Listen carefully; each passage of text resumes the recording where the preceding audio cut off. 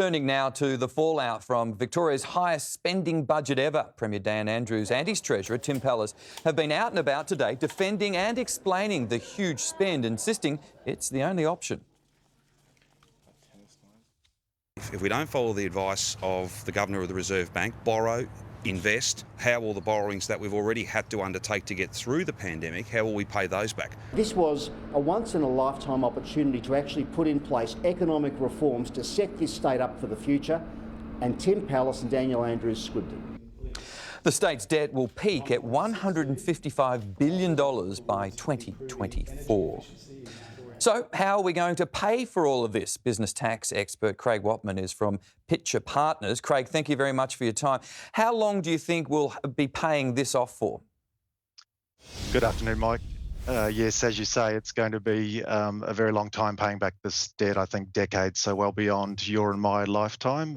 It's a very significant number, $155 billion over the next few years, but the government is clearly trying to spend its way out of this pandemic-based recession, particularly with its promise to spend $49 billion on infrastructure projects over the next 4 years. So tax revenue will certainly be one of the big measures that will be necessary over the coming years in order to pay back this significant debt.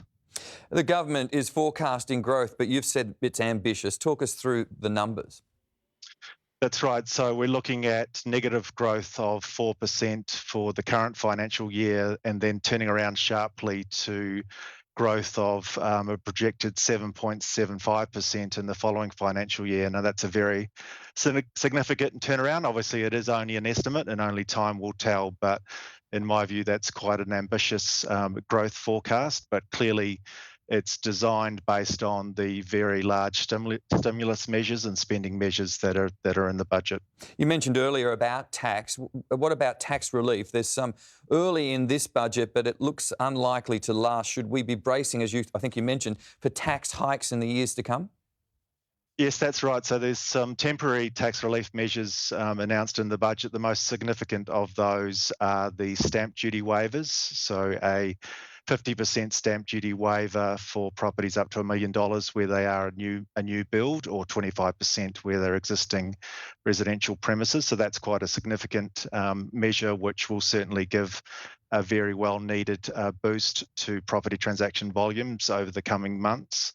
And the second measure is a payroll tax credit. So for those businesses with wages up to $10 million per annum, they will receive a 10 cents in the dollar credit for every additional dollar of wages that they pay over the coming 2 financial years.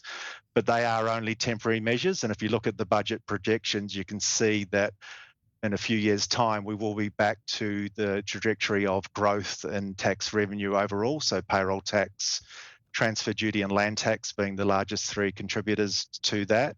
And it has been a trajectory that has been going up significantly over time, and the government is very reliant on those tax revenue streams to balance the books, and I think that's going to be even more so coming out of the pandemic and paying back the significant debt. All right, business tax expert Craig Whatman, thank you very much for your time. Thank you.